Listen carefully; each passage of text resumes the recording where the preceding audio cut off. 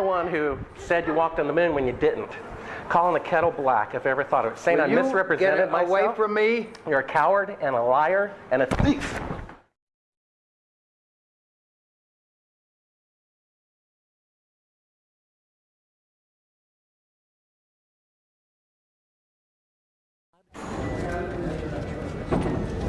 You want me to knock you in the head? Well, I want you to swear to God on the Bible that you walked on the moon. Okay.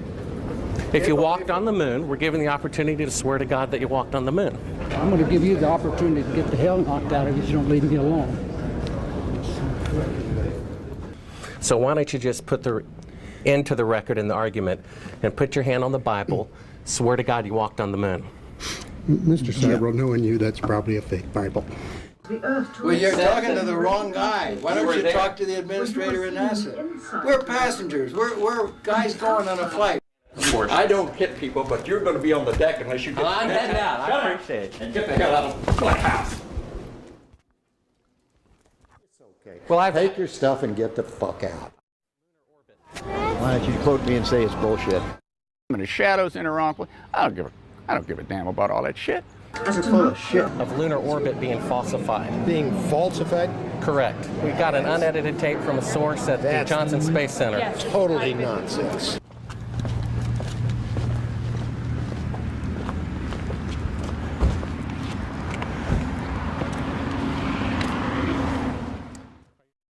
Mr. Sibrel, you do not deserve answers.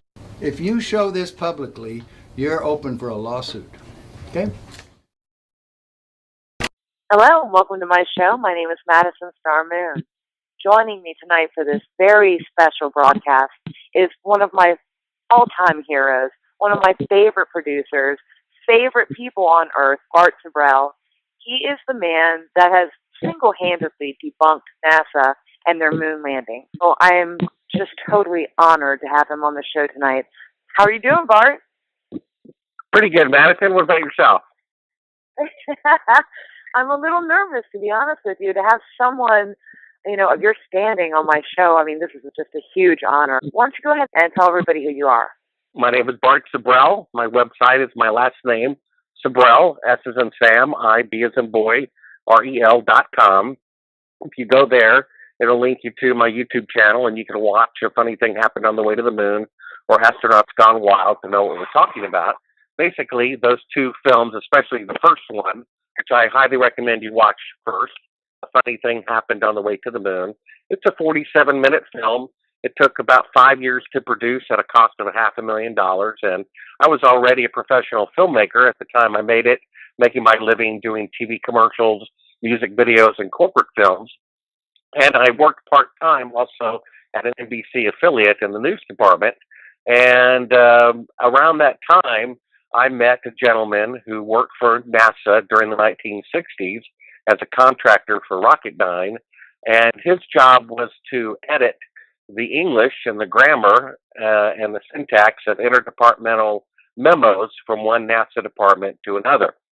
So as the government uses departmentalization to keep things a secret, for example, when they built the atomic bomb, there were about 150,000 people working on it, but the components of the departments were so small, a switch or a screw or whatever they were doing, that only a handful of people, maybe 8, knew what the real project was about.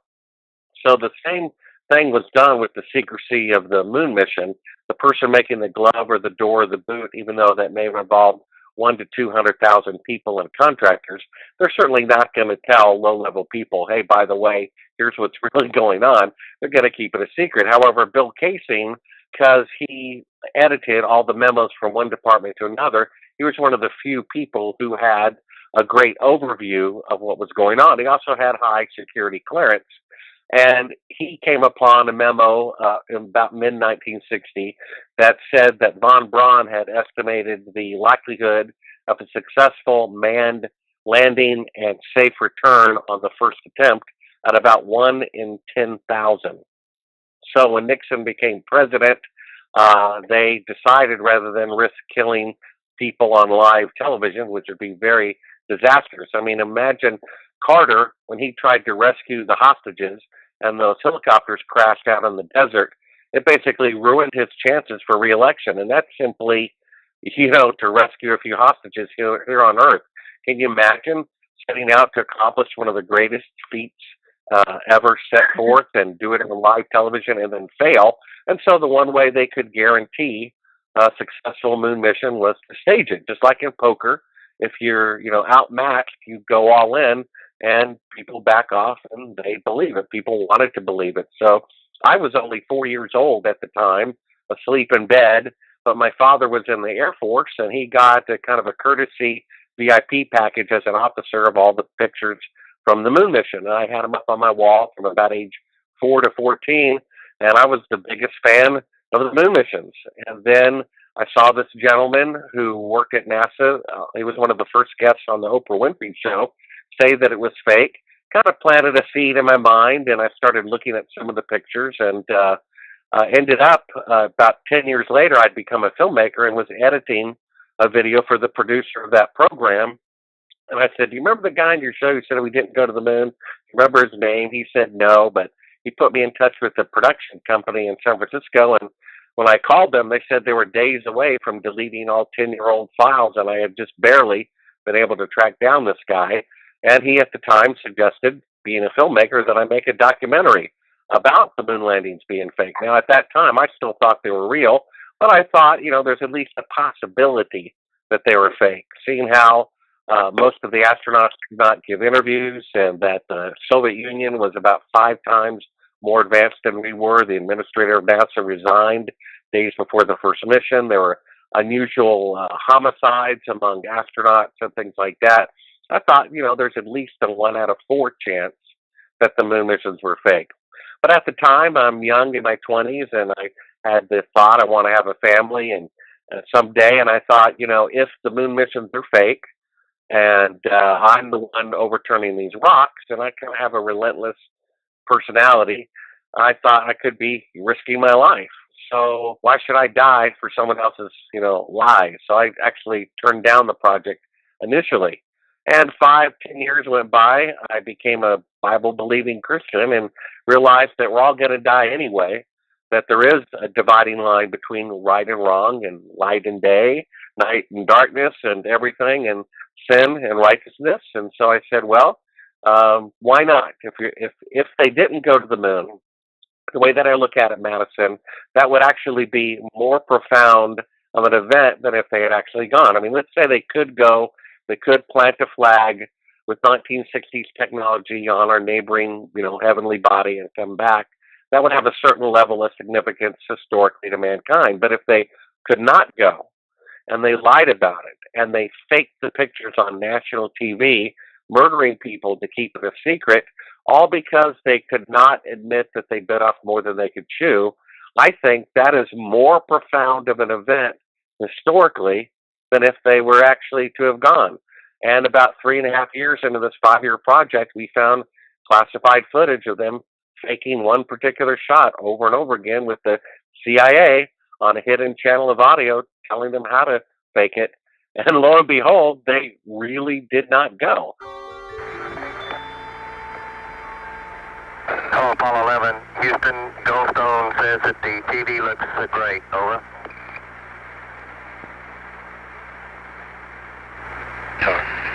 Okay, Roger. We're ramping in on Earth.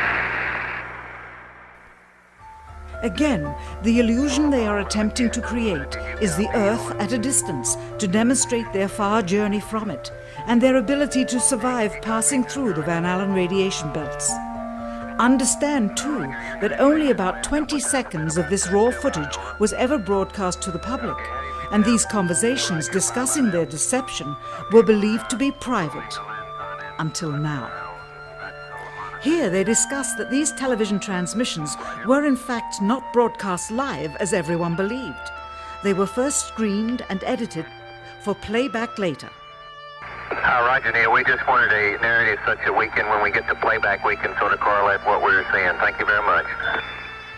Here they discuss the fact that they have turned out the lights and have blocked out sunlight from entering the spacecraft through the other windows as to not cause any reflected light to fall onto the spacecraft's wall in the foreground. Okay, very good. Well, shut out the sun coming in some of the other windows into the spacecraft, so it's looking through the number one window, and there isn't any reflected light. The reason this was done is so that the truth of the matter would not be revealed. It is this. Though the federal government would have you believe that this is a view of Earth from a distance out of the spacecraft's window as it nears the moon, it is not. What they have ingeniously done is placed the camera at the back of the spacecraft and centered the lens on a circular window in the foreground, outside of which it is completely filled with the Earth in low orbit. The circumference of the window then appears to be the diameter of the Earth at a distance, with the darkened walls of the spacecraft appearing to be the blackness of space around it. That is why they wanted the interior dark and blocked out the sun from entering through the other windows. Here you can see the extruded window, probably 2 inches thick at the bottom. This is because the Earth's shine is coming in at a downward angle. It also causes the Earth to appear to be an irregularly shaped circle, for you are seeing the outside of the window at the bottom and the inside of the window at the top, which together form 2 different sized halves of a circle. Subsequently, this take was never used. As they perfected the shot, a crescent-shaped piece of black material was inset slightly into the window to create the illusion of the Earth's terminator line dividing night and day. It is uncannily convincing. During this segment, intended to be edited and played back later for the worldwide television audience, dated July 18, 1969, Neil Armstrong condemns himself as he states that he is 130,000 miles out, or halfway to the moon, as the NASA flight log also states on this date, when he is in reality in low Earth orbit of a few hundred miles. Roger, Houston, Apollo 11. Calling in from about 130,000 miles out. Here, during another segment, also intended to air after review, Neil Armstrong falsely explains to the viewers how the shot is attained by putting the camera's lens to the window's glass, as it would have to be if they were the claimed distance away from the Earth. We only have one window that has a view of the Earth, and it's filled up with the TV camera. If the window was completely filled up with a TV camera, as he stated, then an astronaut's arm would not be able to get between the camera and the window, as it obviously does here in this outtake. South America becomes invisible just off beyond the Terminator or inside the shadow.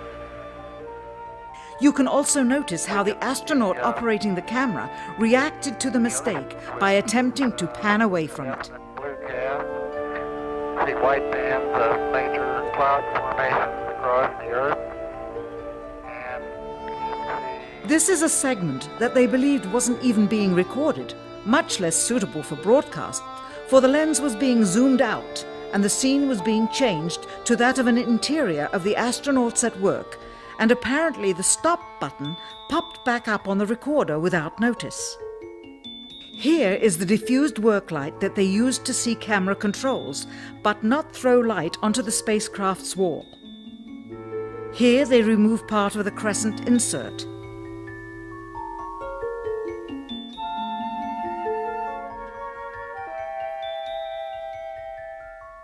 Finally, the iris is opened up and you can see the real location of the camera and the very bright and near Earth out the window.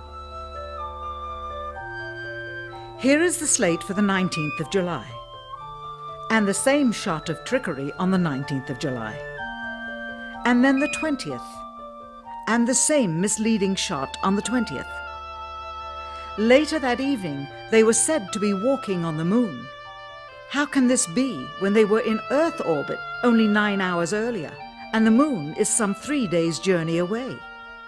Furthermore, if they genuinely went to the moon, why would they be faking any part of it? Why this trickery with the window? By faking being halfway to the moon, it becomes apparent that they did so because they could not even go halfway.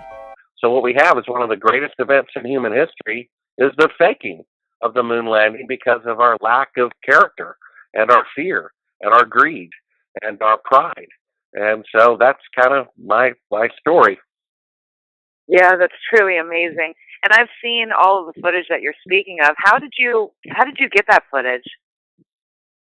Well, I contacted NASA as a journalist. I was working for NBC at the time, and I said, hey, I want to do a documentary special on the moon landings, which is true. Jesus said, be as shrewd as a snake and innocent as a dove. I'm not about to tell them, hey, I'm trying to prove the moon landings are fake. Send me all your mistakes, please. So I just told them, the truth, which was I am doing a documentary about the moon landings. Now, they assumed it was going to be about how I, like everyone else, thought they were real. And to my knowledge, no reporter had ever gone through every single photograph and video footage from the first moon mission, but I did. I figured if they faked it, they're more likely to have made a mistake the time they faked it because they never faked it before. So I asked for every video, every recording, every still picture from just the first moon mission. And what I got were a series of videotapes that were really the same thing over and over again. Everything was pre-edited, and I said, I want some unedited footage, but there wasn't any. And I had already started editing the film together, and I wanted for dramatic effect, the launch to be from like 1 minute down to 0 without any edits. But all the tapes I had would go from -3 minutes to 2 minutes to 1 minute and jump to 30 seconds and 10. And so I kept going through all these tapes exhaustively. And finally, second to the bottom, I pop in a tape and it says on the screen, do not show to the public. I'm thinking, oh, this should be good. And what was on the tape and on the label were two different things. Bill thinks I was sent something intentionally. I think maybe it was an accident. I don't know.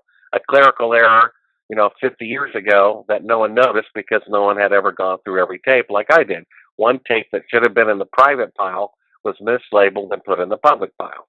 And on this tape, they're doing a fake shot pretending to be halfway to the moon when they're still in Earth orbit. The thing is dated 2 and 3 days into the flight where they're supposed to be halfway to the moon. But you can clearly see the big, bright Earth out the window, and the astronauts are actually faking this shot themselves. And you can see this, and a funny thing happened on the way to the moon, which is linked at Sibrel, Sibrel.com. And when I popped in the tape, Madison, I'm like, oh my gosh, they really didn't go to the moon. I mean, I must have said, oh my God, about 100 times in 2 minutes. Right. I just could not believe it. I'm seeing them really faking it right in front of me. And I call up Bill and I'm like, Bill, they really didn't go. And he's like, well, Bart, I told you. And I'm like, yeah, but they really didn't go. And he's like, well, Bart, I told you. Yeah. And he just thought it was the funniest thing.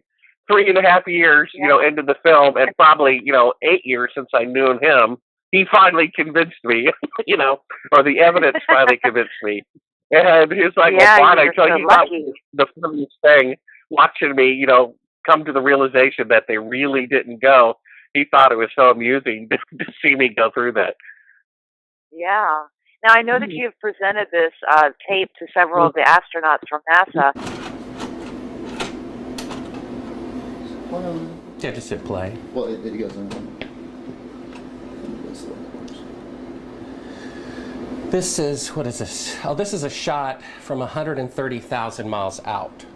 Mm-hmm. I guess it's from approaching. It's from approaching the moon, looking back at the Earth. Mm-hmm. Now, I've seen this on a couple of flights. Was this something that you got? Although this is from Apollo 11, did you shoot a shot of the Earth like this? Mm-hmm. So you had a TV camera in the spacecraft. That's correct. And this is, I guess, the Earth zoomed in at a distance. Yep, seems to be. I think it's shot a little bit halfway to the moon. Mm-hmm. Now it's kind of, I guess the cloud cover looks. That's what you're looking at. Now what is that right there? What is what? There's like an arm. It looks like hair on an arm getting in front of the window. Maybe somebody got their arm in front of it. Now I thought that was the arm of God moving across the Earth. I couldn't quite figure that out. I suspect that was the edge of the window, more than likely, that they were shooting at. What did the Earth look like from a great distance? There it is again, 130,000 miles out. About like that. So it's pretty small at the distance of the moon? Yes, but I think the better images are the Hasselblad images that have been taken on every flight and are the most published pictures in the history of the world. What is that in the top left? If that's the Earth, is that like another spacecraft? No. That, I have no idea what that is. It's some aberration on the film of some sort. Oh, those are shadows, I think. Or reflections, probably reflections that are just reflecting. Run that back again so we get another shot of it. What is their reaction to your evidence? The second film, about 3 years after A Funny Thing Happened on the Moon came out, I guess from watching, TV as a kid and all these crime dramas or courtroom scenes where you swear on the Bible that this is true, I thought, well, why not just track down some of the astronauts and ask them if they'll swear on a Bible, whether they walked on the moon or not. Would you swear on the Bible that you walked on the moon? You bet your sweet ass. Okay, put your left hand on the Bible. Put your left hand on the Bible. Raise your right hand and say, I, Edgar Mitchell. I, Edgar Mitchell. Affirm. Affirm. Under penalty of eternal damnation. I don't believe in that, but penalty of eternal damnation. That I walked on the moon on Apollo 14. That I walked on the moon on Apollo 14.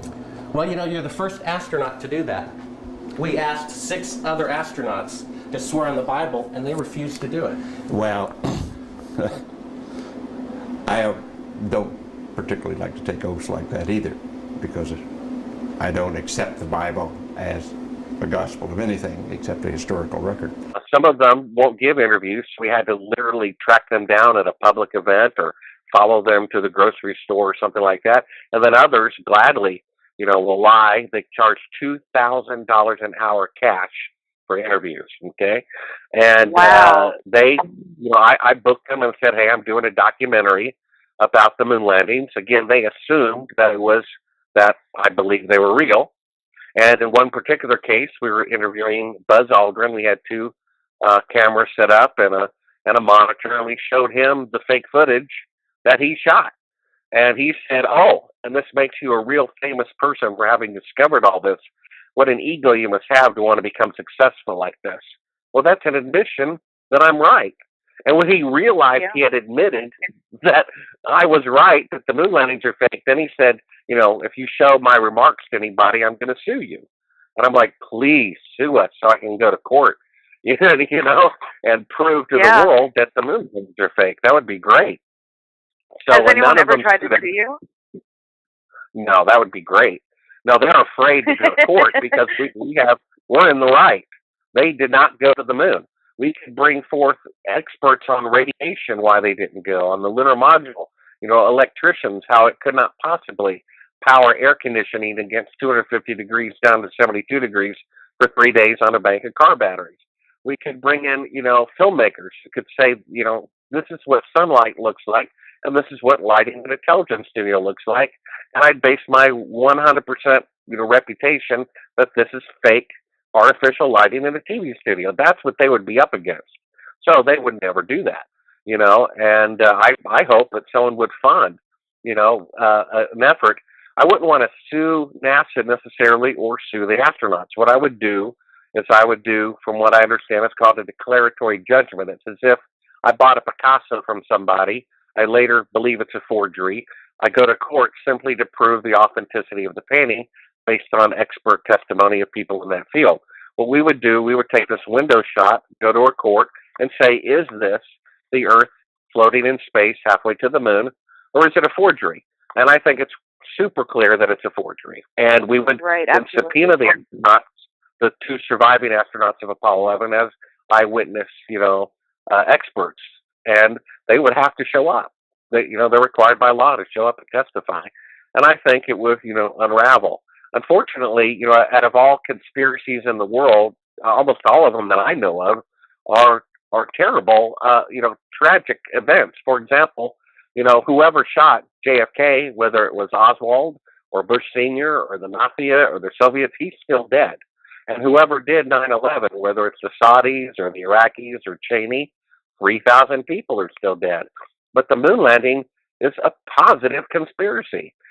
During the time of the Vietnam War, President Nixon, who was president at the time, said, the domestic protests against the Vietnam War are the number one threat against America. So what better thing than to have a pep rally, and a guaranteed pep rally, a guaranteed fix that our horse will win. Imagine there's 20 horses and you got it fixed that yours is going to win. I mean, that's a great thing, for publicity. And that's what they did. They had a 100% guarantee that the moon landings would be successful because they staged it. They were up on the rocket and they splashed down, but they just never left Earth orbit. I mean, all you have to do is realize here we are 50 years later, a half a century, 5 decades later. 5 decades later, there is 1 million times the computing power in a cell phone than all of NASA had when they allegedly went to the moon on the first attempt. And to say that the farthest a manned vehicle can travel now is 250 miles away from the Earth, but 50 years ago, they could go 1,000 times farther. Technology does not go backwards, unless the moon landings are real. Their technology went backwards, but it doesn't. Therefore, they're not real.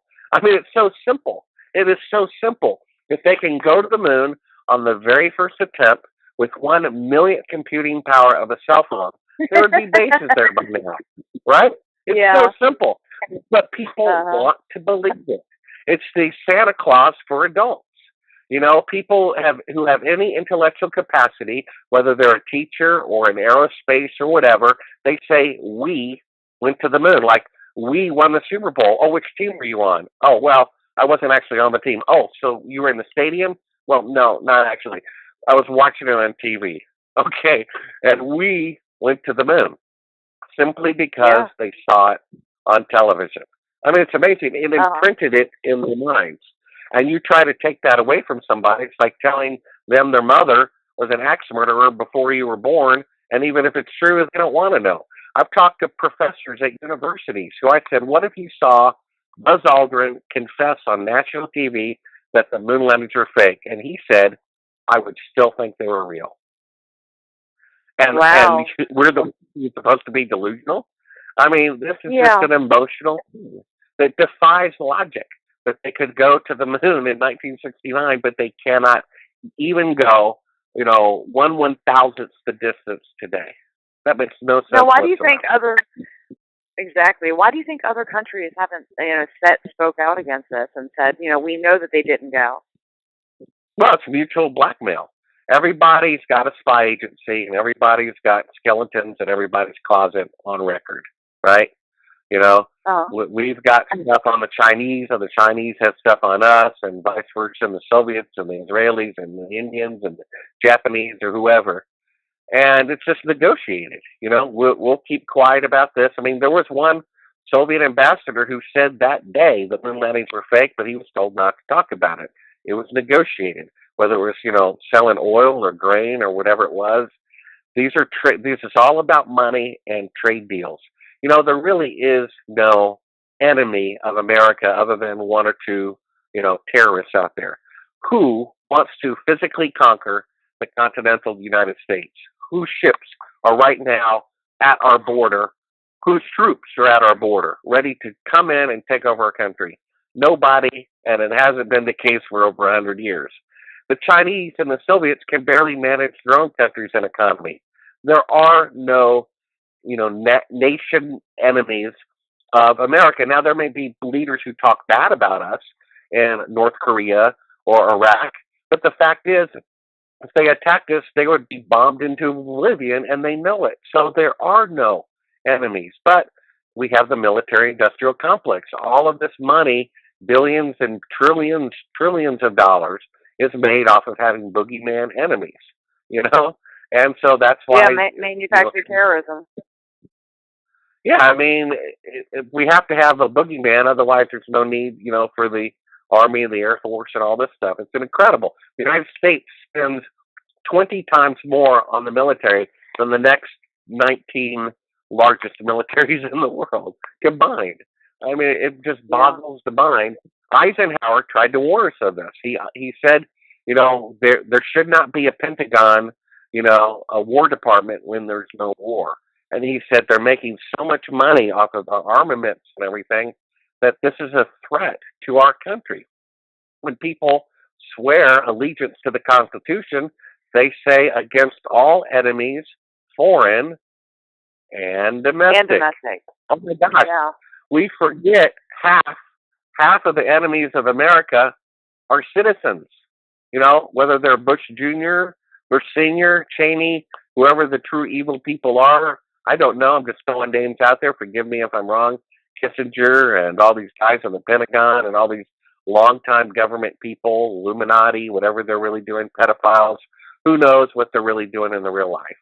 But there are people who shot Kennedy, and I can assure you they're Americans. And there are people who did 9/11, and I'm 99% sure they're Americans. And the people who fake the moon landing, you know, they're Americans. And so Americans, you know, these evil people in government, they are the ones our founding fathers warned us about. They're the Benedict Arnolds right now who are messing the reputation. People get mad at me for saying the moon landings are fake when they should be mad at the government for faking them. You know what I mean? Yeah. It's unbelievable. Uh-huh. They think Buzz Aldrin is a national hero when he's one of the biggest liars on the entire planet. We live in a country that is so far from God, they give congressional medals of honor to liars. They give peace prize to people who bomb hundreds and thousands of civilians into the grave. I mean, it's unbelievable. That's the world we live in. And Buzz Aldrin is probably, out of all of them, the biggest opportunist. You know, he seems to be the one that's been reaping the benefits of this perpetual lie monetarily. And I guess it's mine, in a way, to do things when they've been researched and worked out as far as a business arrangement. And did he charge you $2,000 for an hour to speak with him? Because he was promoting a book, he did not. But if we had not made it part of his book promotion, in fact, if you see the interview, he says, "Wait a minute, I don't give free interviews unless it's about my book." You see what I'm saying? When you're out to sell a book, he'll give you a free interview. But if it's anything else, he charges. Eugene Cernum and Edgar Mitchell and Alan Bean, they all charge us $2,000 an hour, and they demand it in cash. It's really interesting about Neil Armstrong, how he never gave interviews. Can you elaborate on that? Well, it's my understanding, I've done a lot of research on his biography, that prior to the faking of the moon missions, he was a pretty decent individual.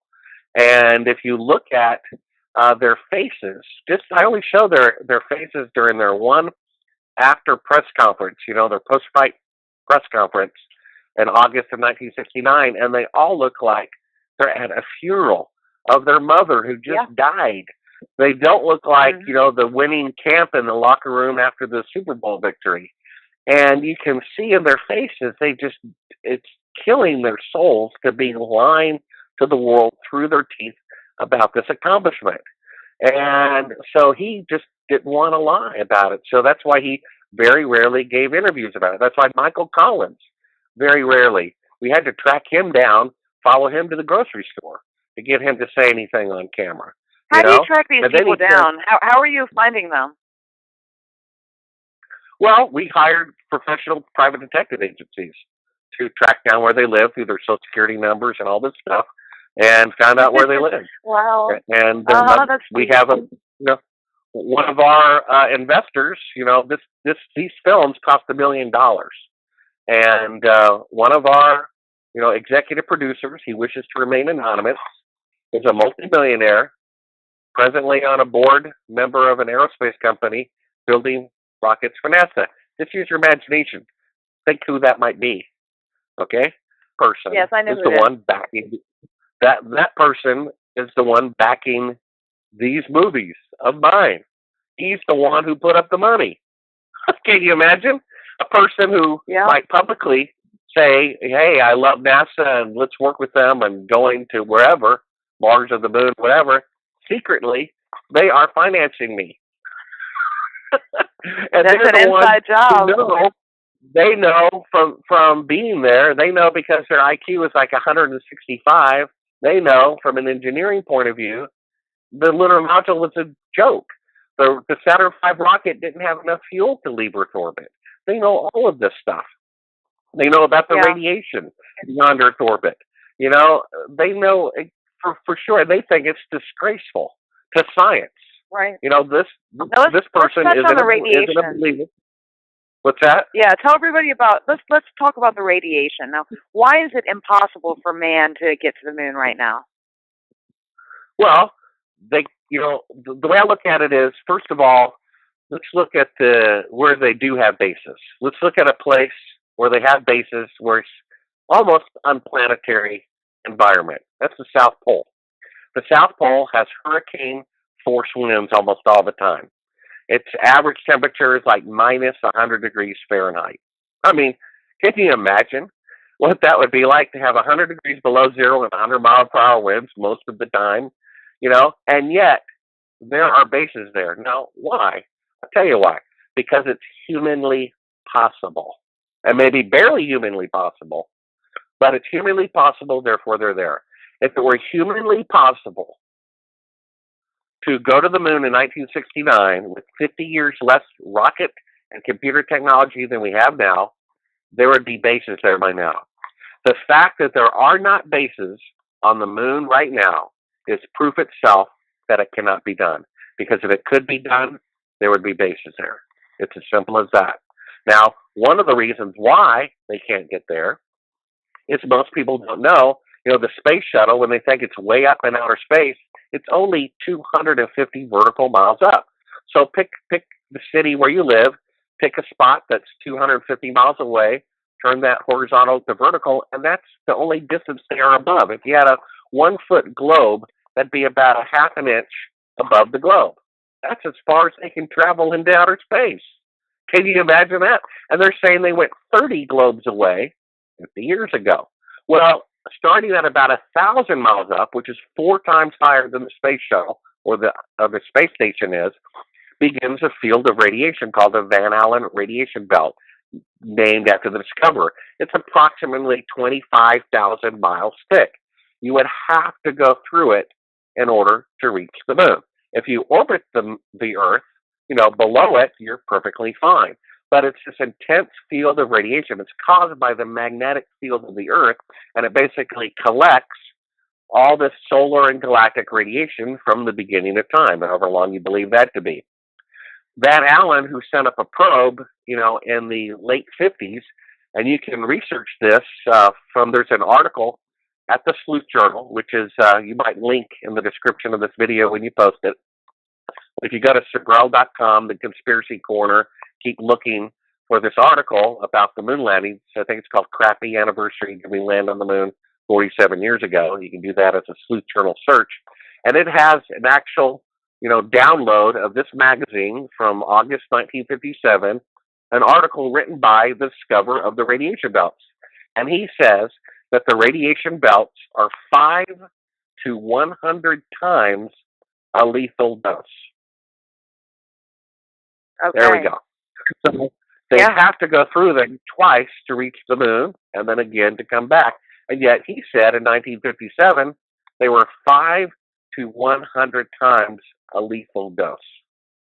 Now, so there would you have right. Then the Orion spacecraft, which I think launched in December of 2015, the spokesperson, he's a guy in his 20s, works in NASA. The Orion is the latest vehicle to allegedly go beyond Earth orbit. And he said on a NASA video that we must first learn how to protect astronauts from the Van Allen radiation belt before we can send people through it. Admitted the technology does not yet exist to send astronauts through the radiation belt. I'm like, well, then how did they reach the moon? So I call up NASA and say, hey, this is journalist Bart Sibrel. Mind if I interview Kelly Smith? They said, yes, we very much mind. We don't want you to talk to him. If you have any questions, please put them in writing. And I asked some, really innocent questions like, who developed the Orion project and what soundtrack did you use in the background of the video and Well, things like that. And they answered every question. Then when I asked, well, you had two Geiger counters on the Orion spacecraft. It went up 3,600 miles and came back. So if you go to the store and you U-turn and come back home, the destination is the store, right? So if you go to 3,600 miles and U-turn, whatever's at 3,600 miles, that's your destination. That's the purpose of the mission. That is, right there in the middle of the Van Allen radiation belt. The whole point of the mission was to go into the radiation, measure it with two Geiger counters, and to come back. The whole point is what were the readings on the Geiger counters?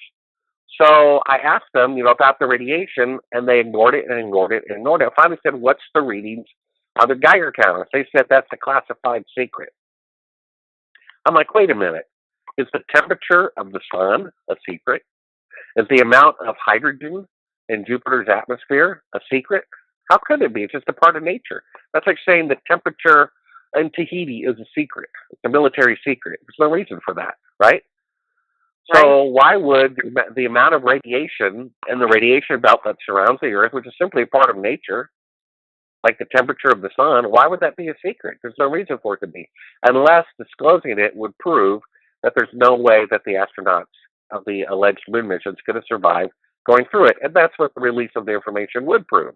That's why their own spokesperson on camera said, we must first learn to protect astronauts from this radiation before we send people through this region of space. He means the technology does not yet exist to leave Earth orbit because of lethal radiation. So then how could they go to the moon, all those times, and they're still living into their 80s without, any cancer?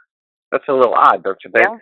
It's basically one, it's like the generation, millennials, they're in their 20s or whatever, that they are admitting that the moon landings are fake. They just did. I mean, they just said so.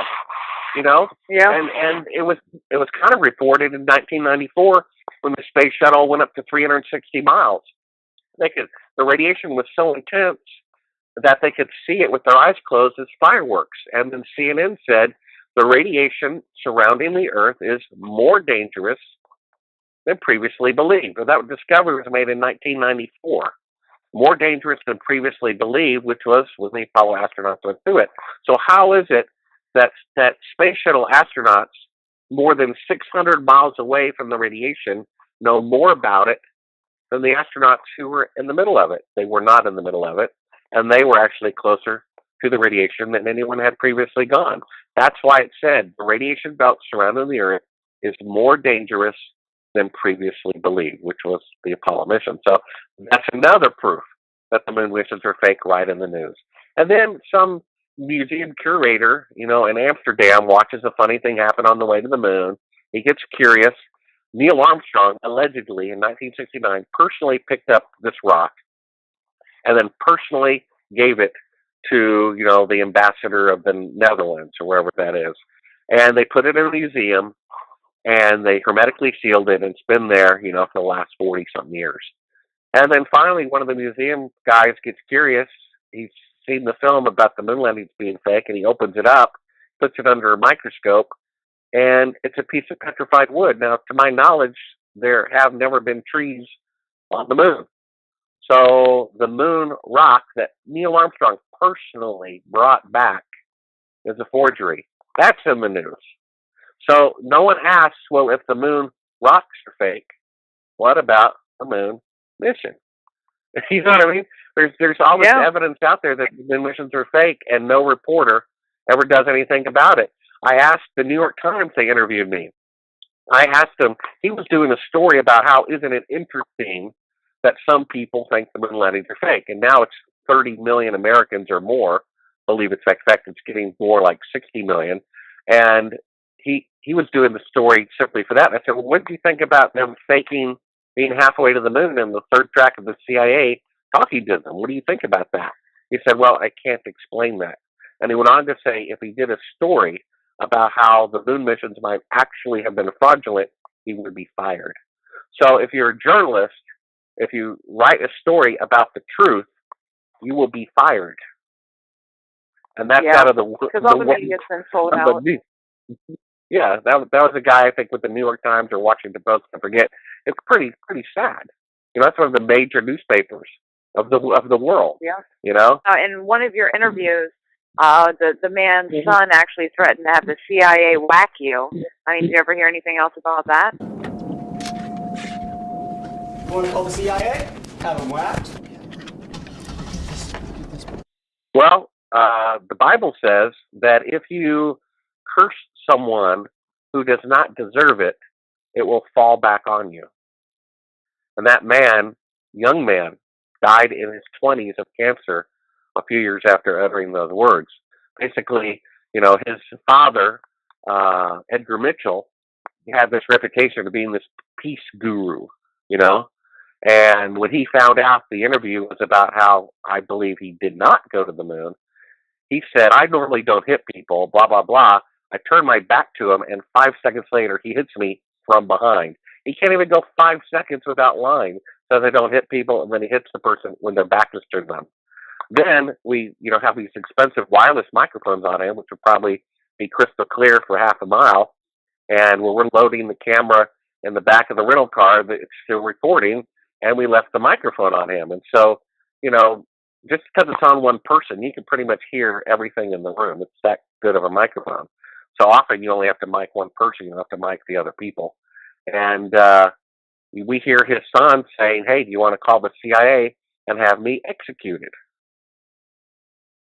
And we had a person transcribing, all these interviews, and I didn't, listen to it. I stopped, listening to it after that segment. And she's like, hey, they threatened to call the CIA and have you executed? I said, no, okay, you're kidding me. I said, no, it's on there. I said, really? So I get out the tape and put it in, sure enough. Now, the thing is, if they really went to the moon, and I thought otherwise, why would they need to execute me? Now, if they really did not go to the moon, and the CIA perpetrated it, and I'm exposing it, then you could see why they might want to kill me. But why would they want to kill me if they really went to the moon and be irrelevant, right? It's like when I confronted Buzz Aldrin, if I really walked on the moon and someone thought otherwise, I would find that hysterical. I would swear on a stack of Bibles. Are you okay? You feel okay? Yeah, of course I wish I could have taken you with me to prove it was true. You okay? But it was like I walked up to him in front of his wife and said, how's your girlfriend? I saw her the other day at the party. She said, you and her spent the night together the other night. Are you two? Oh, I'm sorry. Did I say that in front of your wife? And then he'd be mad. And so he had an entourage around him who thinks he's this great American hero because he walked on the moon. Well, he's the exact opposite. He's a traitor to every American, a traitor. And yet he's called a hero. That's pathetic. That's the state of our country, isn't it? And that's why he reacted so violently. It's because that's amazing that his son passed away. I wasn't expecting you to say that.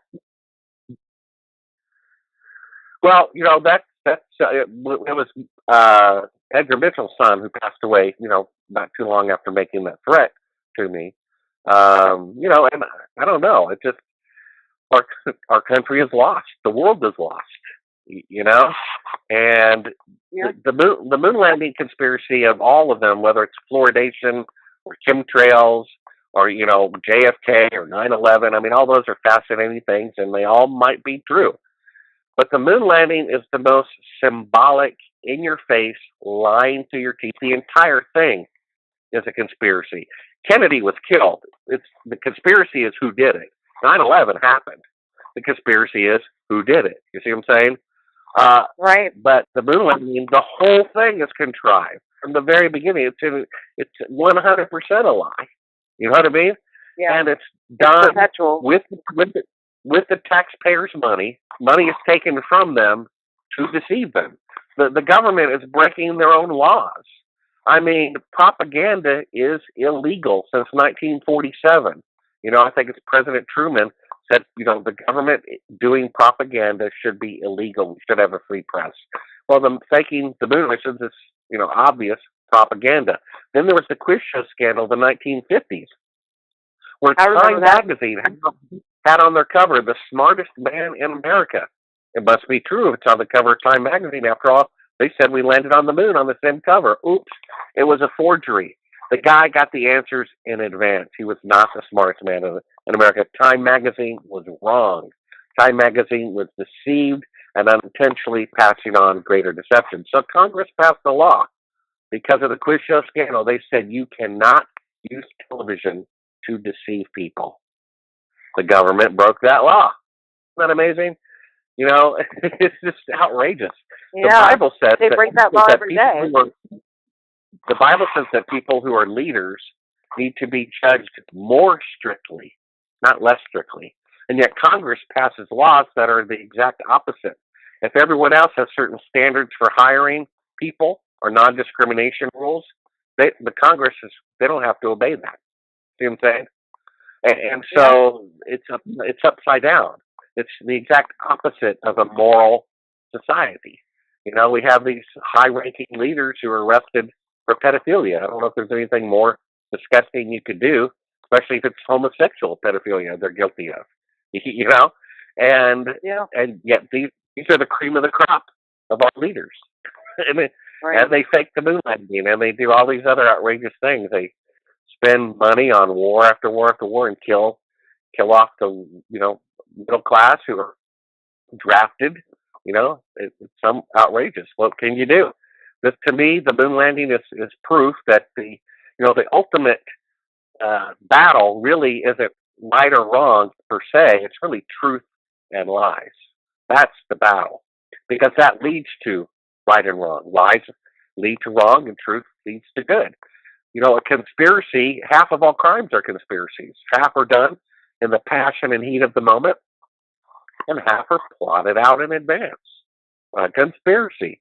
And anyone who says the word conspiracy means it's not true, that's like throwing away half of all the crimes in the world. And who would want you to do that except the people perpetrating the crimes to begin with?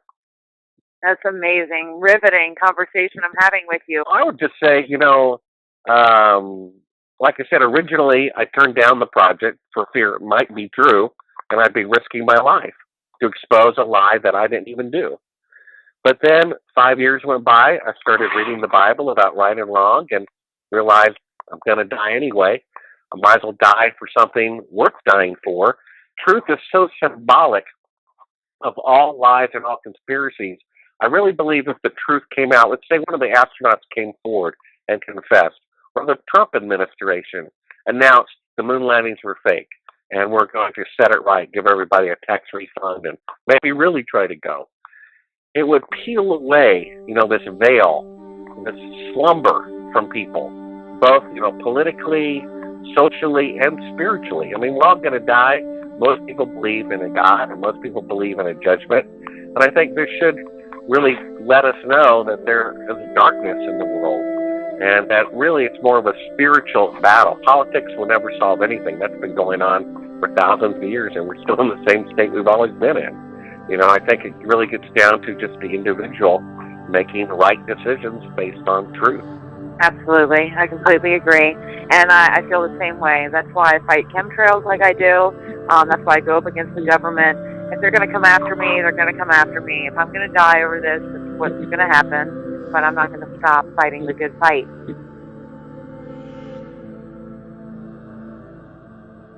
This is part 2 of my riveting interview with legendary producer Bart Sibrel. We've been discussing the moon landing hoax, and I want to kind of go off into another arena here, and we'll discuss the chemtrails, because I myself am a chemtrail activist. And I want to know, Bart, what do you think about chemtrails? Well, it's interesting. We were talking right before we went on the air about other conspiracies, and I remember the person one of the people aside from Bill Casing, he was a Vietnam pilot, and he told me the moon landings were fake, and before I believed that they were. And one of the things he said too was, fluoride is bad for you. I bought a water distiller. I just kind of, to be quite honest, put that in the conspiracy box that he was in my mind. And then here I am, I guess about 10 years later after he told me that, now I use a water distiller religiously, about 3 gallons worth a day. And the more I talk to people, scientists, and, just people who have a reasonably high IQ, colleagues and friends of friends, they all understand that fluoride is bad for you, that for whatever reason they put it into the water to allegedly, make your teeth decay less that actually that doesn't really work and could actually work in the opposite direction, and that it tends to lower IQ, tends to cause dementia and Alzheimer's and things like that. Some people think, well, did they deliberately do it to make people docile? And then you find out in Nazi Germany, they were giving fluoridated water to people in concentration camps to help them, relax and not want to escape and things like this. And, I kind of wonder why we hear that the NSA is spying on everybody. We hear these, credible truths, and there's really no rebellion at all against the government for doing them. I don't know. Is it really, the controlling people's minds through in the water? I don't know. Is the world that wicked? Unfortunately, the longer I live, the more wicked I discover the world really is, even more wicked than I previously thought. The idea that people are so, I guess, prejudiced, they think they're above everybody else, that they would do such a thing to the rest of mankind is pretty sad. And yet it was discovered in Kenya, where they're trying to allegedly help, a lower developed population by giving them vaccines to cure, I think it's what's it called when you get pricked by something that's rusty. Tetanus? What is that? Tetanus, yeah, tetanus shot. That they had some combination of tetanus and the diphtheria, and it was being administered by the Kenyan Doctors Association, who was a pro-vaccine, group. And they analyzed it independently and found out that there was a sterilization drug hidden inside the vaccine. They became suspicious because it was being overly promoted to women of childbearing age more so than to men. And so this vaccine that is given in these developing countries are given to it by, white controlled countries to control their population. And that comes out in the news, and no one really seems to do anything about it. It's pretty bizarre. And then, the same with chemtrails. I heard about chemtrails, I guess, about the time of fluoridation, and didn't really think much of it. Thought it's one of many other not provable conspiracy theories that I throw in the conspiracy box. And then I kept getting suggestions for my Conspiracy Corner News. Hey, you should do an episode on chemtrails, and I think I've done one and maybe one or two episodes on it. And sure enough, I live in a town that's only about 500,000 people. I live, fairly good distance away from the airport. And it seems like 5 out of 7 days of the week, just after sunrise or just before sunrise or just before sunset, there's like a grid pattern in the sky that is just outrageously visible. I know that when people who have some acreage have a riding mower, they have like in their mind kind of a pattern. They'll kind of go up and down and then across or whatever to cover geographically, every space that they can think of. And so apparently whoever's doing this for whatever reason, they're told to, to evenly disperse these chemicals and to follow a grid pattern in order to do that.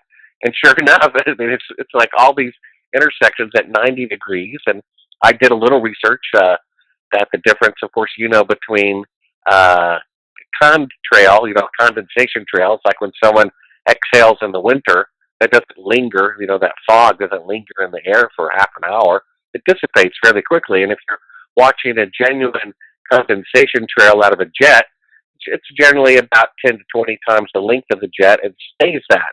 And it, proportionally dissipates after it. But these things are staying up in the air for half an hour to an hour, and they're always in this grid pattern. And now it seems to be with even increased regularity. I have no idea why. I can speculate, but I'm more intrigued to ask you, what are they doing? Well, I don't see how this cannot be a major news story. It's so obvious to me. Oh, it is a major news story.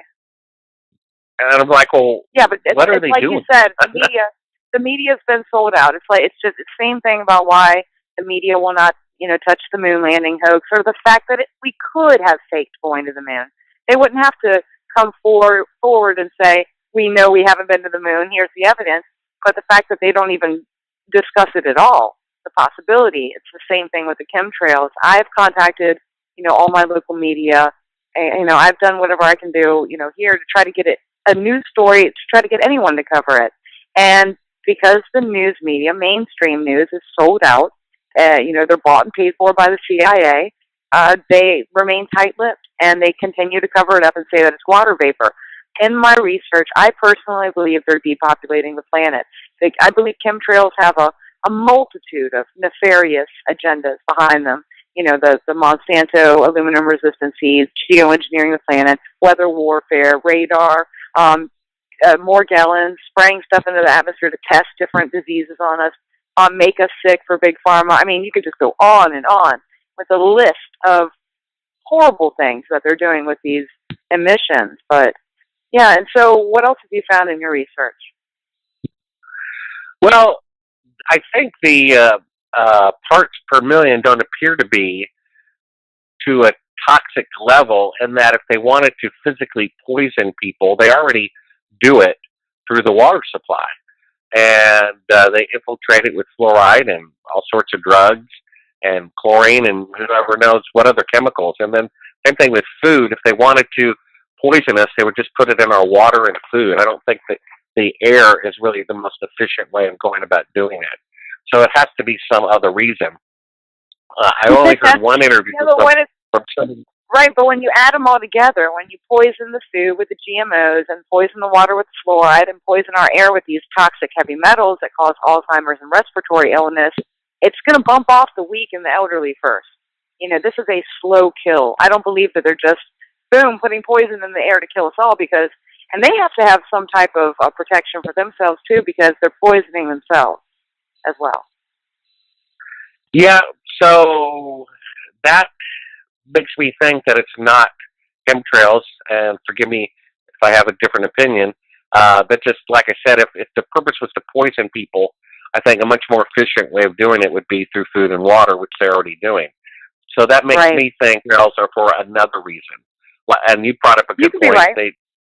The president and the government officials are out there breathing the air too, so maybe it is some other reason. Then I have to think, well, what could that be?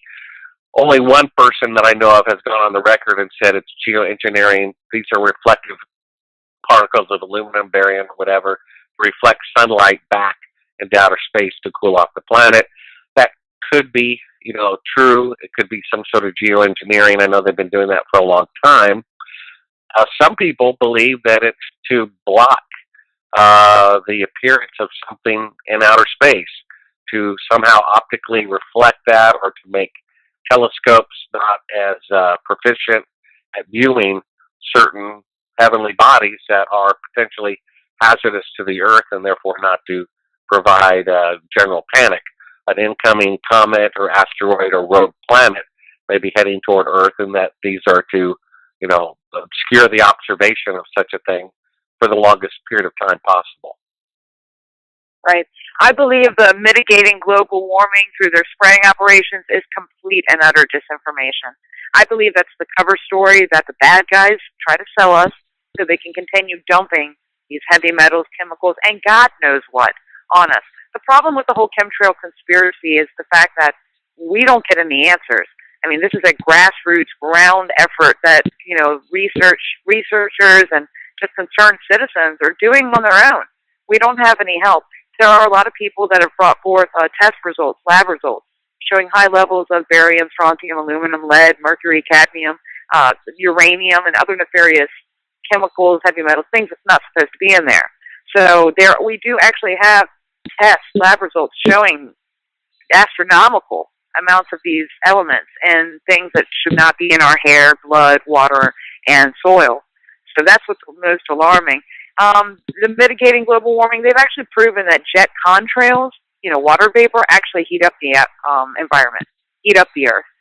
So it may cool it down for a particular time, but it's actually going to heat it up in the long run. What goes up must come down. If those reflective particles are being sprayed, then they're going to come back down and then pull that. I think there's so many different, I have like 100 different theories, Bart. Who really knows what the truth is? All I know is I don't agree to be sprayed. Yep.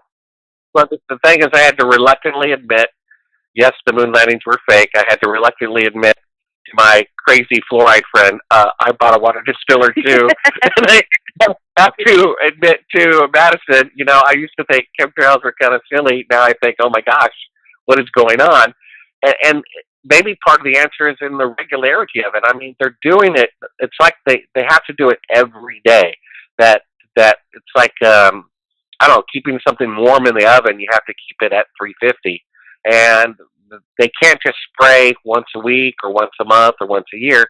They're doing it virtually every day over my mid-sized city, and so that should be a clue in there somewhere that it has to be sustained. They have to sustain a particular level of what they're doing, otherwise it won't work. Yeah, that's horrific. One of my friends has a nurse friend that's come forward telling him how many people have respiratory illness now. That it's just an astronomical amount of new cases of respiratory illness, and Alzheimer's is skyrocketing. I mean, if we just take a look around, people are getting sick. I have a lot of friends that are just sick. They've had flus for 2-3 months, can't get rid of it. It's just disgusting. So I'm just going to keep fighting the good fight. I'm glad that you made that video. It is on your YouTube channel on Bart Sibrel, and I'm glad that you don't just, stop with the moon landing hoax. I don't like when people tell me, oh, you can't talk about this or you can't talk about that. You're supposed to just concentrate on chemtrails. I mean, there's a huge agenda that's being, perpetrated on all of us. So there's many different facets to this agenda that we have to uncover. And the truth is not going to just fall in our lap. We have to dig for it. Are there any different websites or any different people that you would suggest for someone to follow that's interested in finding out the truth? Well, in regard to the moon landing, just go to Sibrel.com and go to the YouTube link and watch a funny thing happen on the way to the moon. I think that's 45 minutes right there will prove that the moon landings are fake. Your website to show that chemtrails are real and that something's going on. I think there's a great YouTube channel out there. They could do a search for the Planet 7X channel. And that's a gentleman by the name of Gil Broussard, who's an astronomer and Sabbath-keeping Christian who believes that rogue planets that have been discussed lately in scientific journals of the last couple of years are very real, and that there's one in particular that has a pattern like a comet of making a regular pass around the sun. He believes that about every 360 years, not 3,600 years. And that, most of the time it's further away from the Earth and doesn't do a whole lot of damage, but occasionally it's close. He believes the next approach will be close, and it will bring about meteor showers and very, hazardous things to Earth, or great increase in earthquakes and volcanoes and so forth. If you believe, like I do, in God and the Messiah, and that the Bible is true, and that that God, because He created everything, kind of like a clockwork, He knows where the gear is going to be before it's there because He made the clock. And I think that's kind of the movement of the stars and everything. If Planet X is somehow to end the Earth, this version of the Earth, then that could have been set in place, from the beginning of time. And that it seems to fall into perfect alignment with end-time prophecy. I talked at length on a flight, I forget where I was going to, Japan or somewhere, with the author of the most famous book about Planet X, and he knew nothing about the Bible. I had read the Bible all the way through several times and knew nothing about Planet X. And when we compared the notes, what he said would happen to the Earth if Planet X were real and were to come close to the Earth is exactly what the Bible says. Earthquakes and volcanoes and the tidal effect coming in, tidal waves maybe coming in 100 miles. There being meteor storms. Jesus says before second coming, the stars will fall like ripe figs. That's a meteor shower, And so NASA, we know, does not tell the truth. And so they're certainly not going to tell us if a rogue planet or comet or asteroid is going to be coming toward us. I can tell you that Janet Napolitano gave us a warning, just like Eisenhower on his last day warned us about the military-industrial complex. Janet Napolitano, the day she resigned, she said, a natural disaster, the likes of which the United States has never before seen, is likely on its way in the next few years. Well, what natural disaster have we never before seen? We've never seen we've seen hurricanes, we've seen earthquakes, volcanoes, tornadoes, The only natural disaster our nation has never seen is something from outer space, a comet, an asteroid, or a rogue planet, or a meteor storm. And also, it's the only natural disaster you could predict years in advance. She said it was coming years down the road after she resigned. And of course, because of the geometrical position and movements and mathematics, you can calculate exactly when a rogue planet would be here, or comet or asteroid. So it's a natural disaster we've never seen that could be predicted in advance. So I think something like that is coming to the Earth. I think that's why people are building bunkers. I think that's why the government has written all these executive orders of what to do in the event of a national emergency, to confiscate private property and things like that. I think the reason why it's being kept a secret is because those Illuminati-type population control people at the top want to depopulate the Earth, but they don't want to go down in history as the next genocidal Hitler, so they're just going to keep this, Planet X or whatever it is, a secret, and let Mother Nature do their dirty work for them.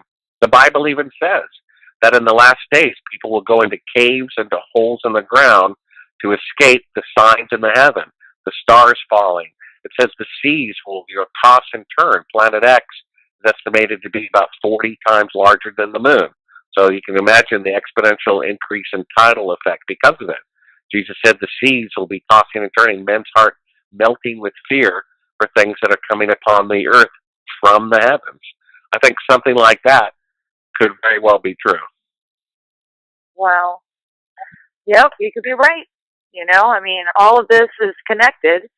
I want to touch base a little bit more on your Astronauts Gone Wild video. For me, it's one of my top 10 favorite movies of all time.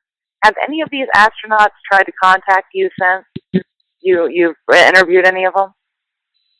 Well, I like to tell the truth, so I'm just going to answer that with no comment for the best interest of everybody involved. I can tell you that, the first film, A Funny Thing Happened on the Way to the Moon, is a better film, in my opinion, for knowing whether we went to the moon or not. It kind of lays it out argumentatively. Astronauts Gone Wild is kind of an afterthought of just kind of confronting the guilty parties with, their misdeeds. It's a little nerve-wracking to watch, even for me, and I made it.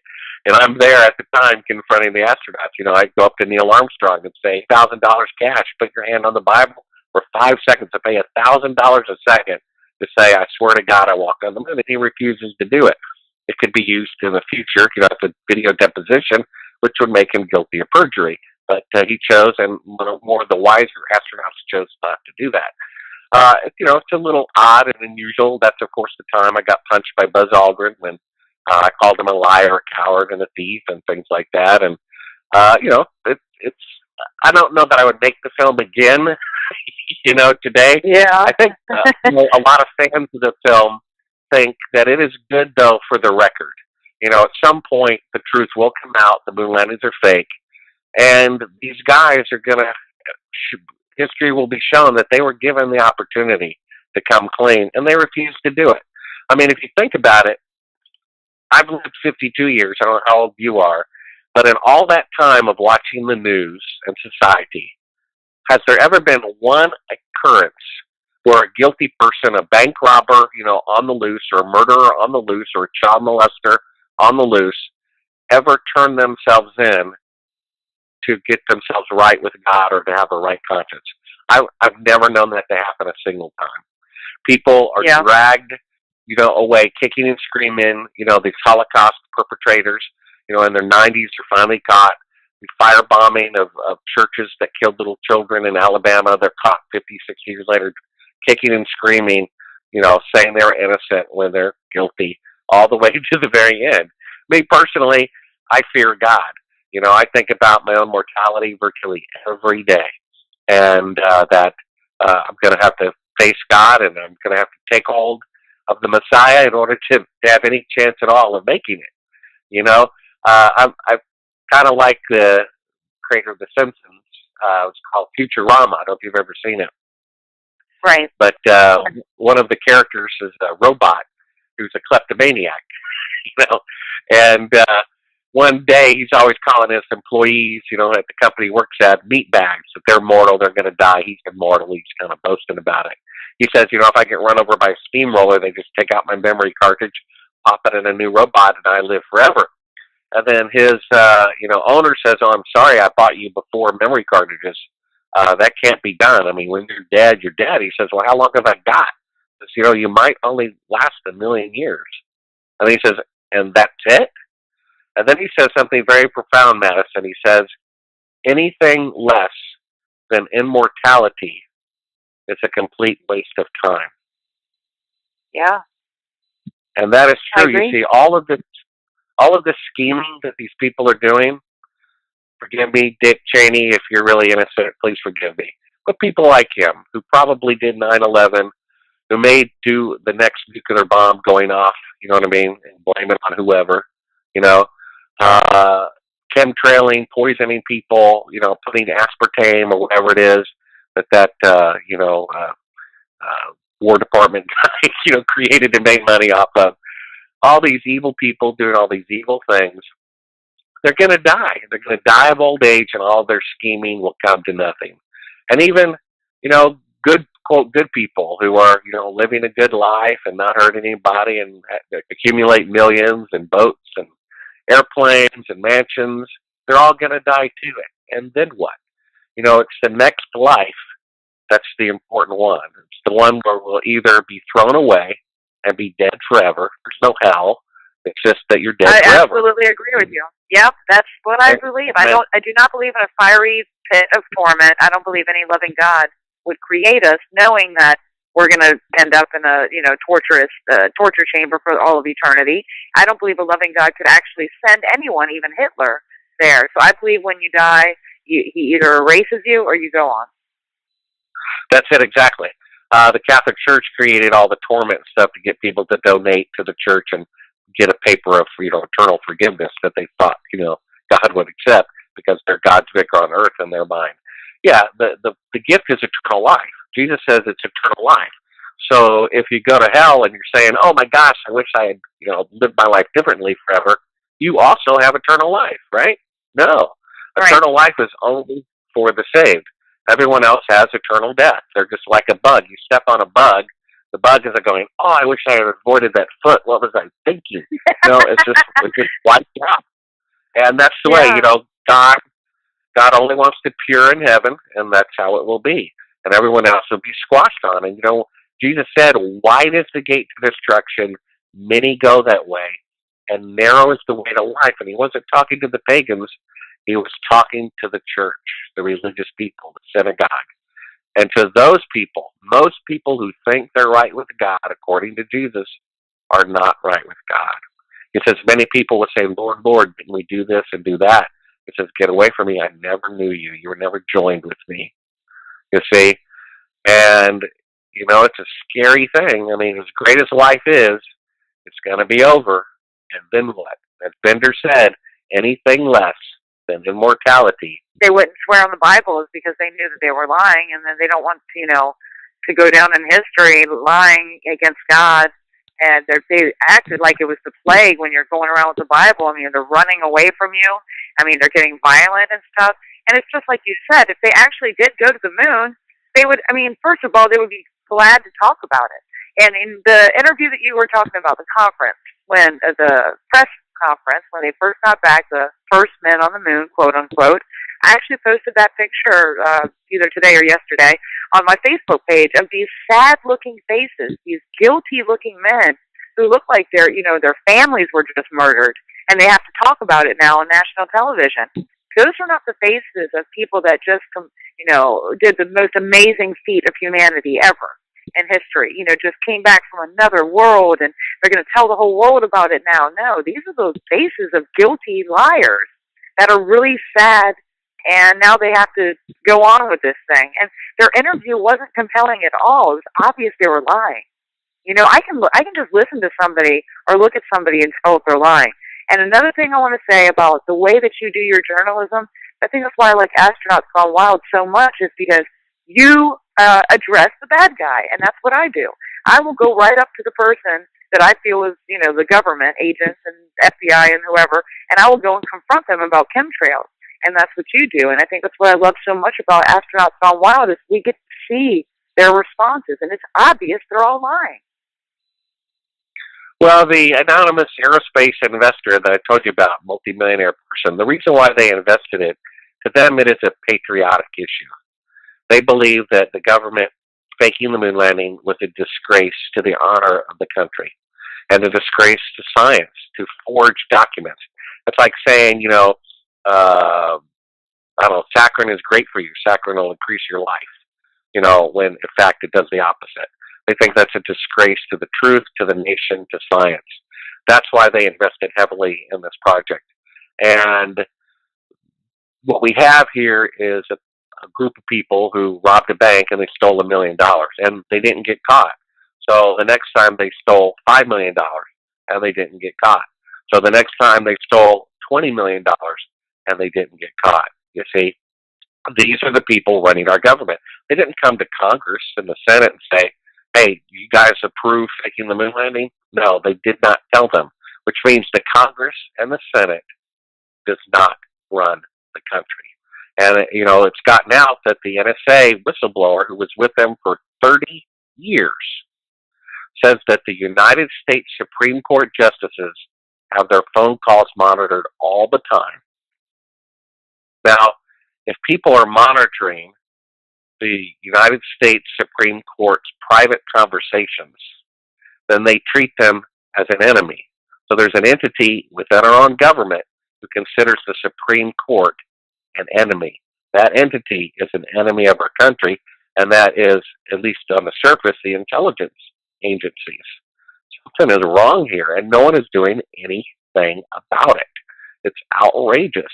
They killed Kennedy, they faked the moon landing, they did the Gulf of Tonkin, they started a war that they admit was completely contrived.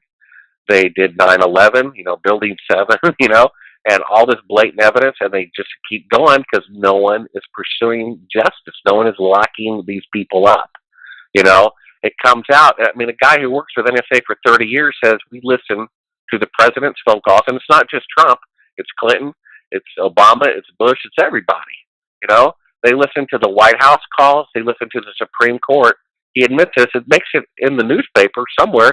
It's online. He admitted it, and no one is doing anything about it. People don't realize that, an aircraft carries like $12 billion. Well, that's about what Facebook or something like that is worth. So the government years and years ago bought up the New York Times, CBS, AT&T, Facebook, Google, Yahoo. They bought all of that. That's where this missing trillions of dollars black budget has gone. They own NBC. That's why they do not report on the fact that the Supreme Court justices' phone calls are being monitored and make more out of it than they should. They ignore that as a story because they're the ones who own the stations. People don't realize when you want Yahoo free mail, you click the little box saying you give them a right to scan your email. Well, that's a little polite word for read.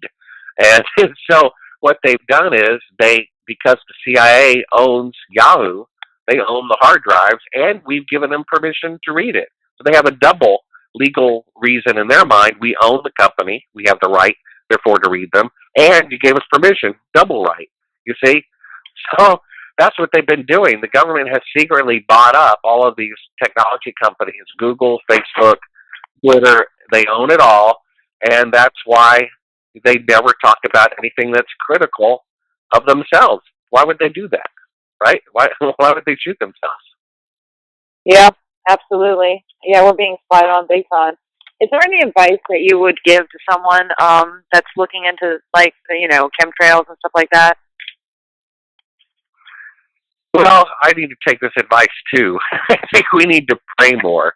I'm a kind of if there's a will, there's a way kind of a guy. But I forget constantly to rely on God.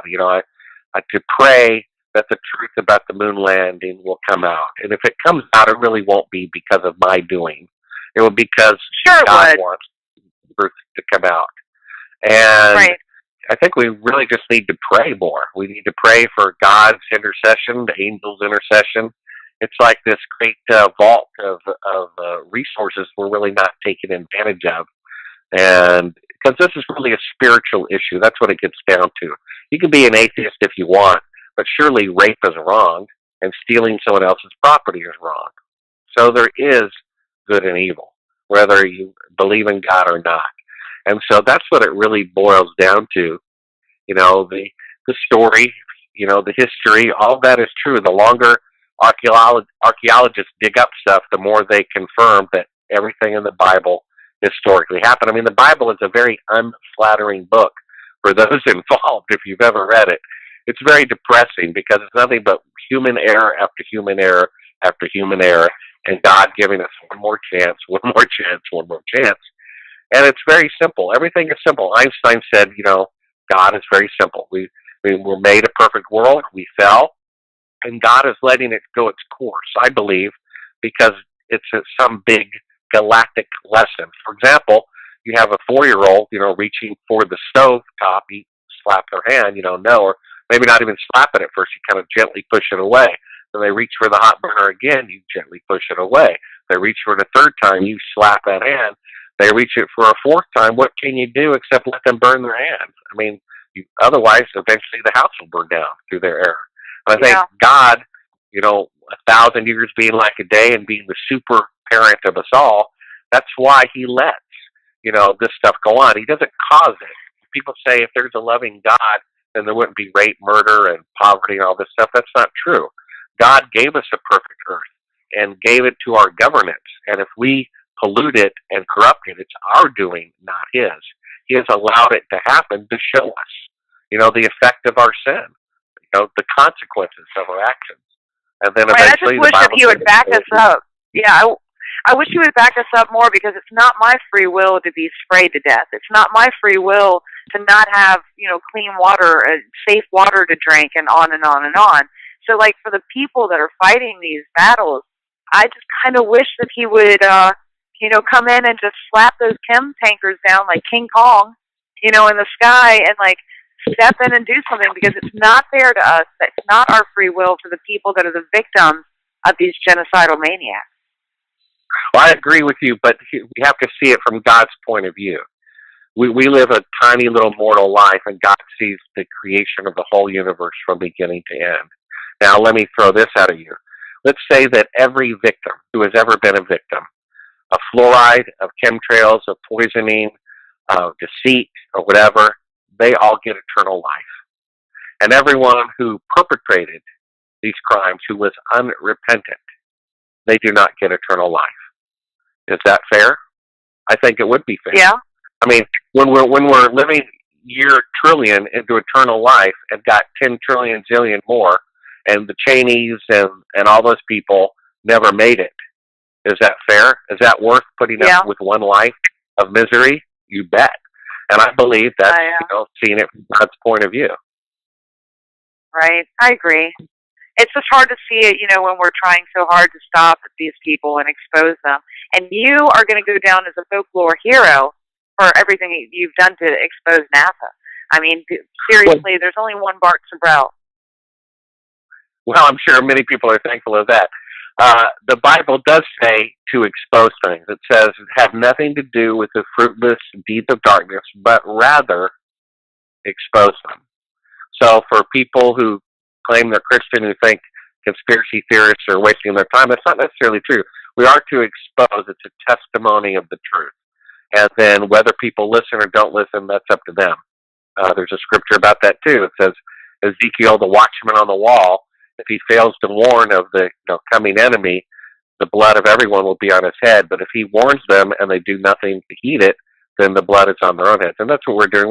We're warning people both about, you know, the symbolic things of sin, and hopefully of ways to get into eternal life as well. And whether they listen or don't listen, that's up to them. Yeah, exactly. This has been an amazing interview. I did want to ask you one more question. We still have 10 minutes left, 9 minutes. I wanted to ask you if you had ever been trolled, because I know a lot of truthers, especially when they're dealing with a more conspiratory topic, get trolled and shilled. Have you ever dealt with that? Well, I'm not sure I know exactly the meaning of troll. I think it means in the comment section. So what I advise everybody to do is just close the comments. It's a waste of time. I was I think, cursing is wrong. Even though I slip myself and do it, I think it's wrong. So I would go through and delete everybody who cursed, and then that just took 10 hours a week. You know what I mean? There's only so many hours in the day. When Time Magazine publishes their story, they don't let everyone else publish their counter arguments to it. No, it's their point of view, like it or live it. When a filmmaker makes Gone with the Wind, they don't allow people to write their own endings. No, it's a work of art. When you write an article as a journalist, it's that perception, that point of view. And I don't know when adding comments to it opened up. To me, that's a complete waste of time. All that should be shut down to control the narrative. It's a waste of time to be, challenging all this stuff. Now, before I came to that conclusion, I remember I uploaded, I've been doing Conspiracy Corner episodes. I think I've done 50 episodes so far, and maybe 1 out of 10 of those, the moon landing comes up. And whatever the latest one was, I forget, but as soon as it was up there was this, big, narrative on why I was wrong. And I finally wrote the person, I'm like, why are you subscribed to me? He was subscribed to me to counter argument me. And it's like, why would, if someone comes up to me and says, Bart, I'd like to kill you, but I don't have any bullets. Can I borrow some of yours? Oh, sure, here you go. That's not very smart of me, is it? I mean, the fact is the moon landings are fake, and anyone who says otherwise, they're on the wrong side. They're on the side of evil. Why would I give them an opportunity on my own publication to shoot me? Yeah. That's not very smart of me, is it? So right. That's a complete waste of time. That's why I shut down Facebook. I shut down Twitter. I was trying to find some way I could post on Facebook without allowing people to comment, but I couldn't find a way, so I just shut it down. I closed all the comments. Yeah, I gotta be honest. When you did that, when you weren't my friend on Facebook anymore, my first thought was, oh my gosh, Bart has blocked me. How could he do this? And I was like, no. And then I realized your entire Facebook page was gone, and I was heartbroken because I was, I loved your Facebook page, but I understand. Well, I mean, when NBC does nightly news and they conclude it, I don't think the next half an hour is by people who disagree with them. You know what I mean? It's their point of view, and we're to counter their point of view. They don't need any other time. We've heard their lie that the moon landings are real for 47 years. When I'm done speaking for 47 years, then we can open it up for equal time. Yeah. Wow. Are you planning on making a part 3 or not part 3? It would be a part 2. Well, I don't know. If someone were to give me $100,000, I'd probably combine A Funny Thing Happens Gone Wild together with commentary by me on camera and the latest evidence, and I'd, make it an hour and a half, film for theatrical release or something like that. Aside from that, I really don't like making documentaries. They're fun to watch, but they're incredibly tedious to make. I spent 4,000 hours edit A Funny Thing Happened on the Way to the Moon, which is only 47 minutes long. And that's 40 hours a week for about 2.5 years. And I'm writing a book called The Funny Thing Happened on the Way to the Moon. And if anyone wants to give me the advance to motivate me to finish it, please let me know. Otherwise, it's just tedious to try to write a compelling argument with all the facts in the right order. I prefer fiction. I want to go back just to being a regular fictional writer and fictional filmmaker and make inspiring films. There's a great film on my YouTube channel. If you check it back, it's in the Conspiracy Corner line about, maybe 5 or 6 episodes, called The Sacrifice. It's a beautiful 30-minute film, and making, a feature-length film of about a topic like that would be a nice thing to do. A film that inspires people to live life a little better, maybe to turn away from their sin, to have victory, to overcome, things like that. Right. Okay, well, we're running out of time, so I want to give you a chance to plug yourself. Where can we find all of your stuff, and where can people donate to your whatever you have going on? Well, you can just go to Sibrel, my last name.com, which is S as in Sam, I, B as in boy, REL.com. And from there, you'll get all the links to the films and the Sleuth Journal column that I write. And if they want to donate or whatever, they feel free. I'm semi-retired, and I spend at least 10 to 20 hours a week working on the weekly bulletins that I do. So that helps. They can also get autographed DVDs on there. There's some links to eBay. I think there's a couple of autographed DVDs of A Funny Thing and Astronauts Gone Wild. And just appreciate your prayers too. If you believe, pray for the truth to come out, that we live to see a confession of the government that the moon landings are fake. I mean, that would be a beautiful, beautiful thing. It'd be like popping a boil. A little messy, but it would cause healing. If we don't cut off this gangrene of the moon landings being fake, then the government is going to become more diseased. Eventually it's gonna be exposed, because I think eventually when it comes up to the 100th year, and then you're going on to 150 years and we still haven't been back, eventually history will, this will come out, because there'll be no way to deny it. They'll just say, well, we never went back because we never could. And I think once all the people that were involved die, all the CIA and NASA and everything, then I think it's going to be exposed. But hopefully you will still be on record with having exposed the whole thing, because like I said, you are a hero of mine and many others. We totally appreciate your tireless efforts. And I just want to thank you from the bottom of my heart for doing this interview with me. It's been an honor and a privilege to have you on. And so Sibrel.com, and you can also find him on Bart Sibrel on YouTube. That's where I go to see all of his most recent videos and his most popular videos. And anything else you want to say before I close it out? Well, we're going to start something called End Time Radio, maybe 2 broadcasts a month, which will be posted to YouTube. It'll have its own playlist on my YouTube channel, and that'll be kind of life from a biblical point of view we'll start talking about. Sure. All righty.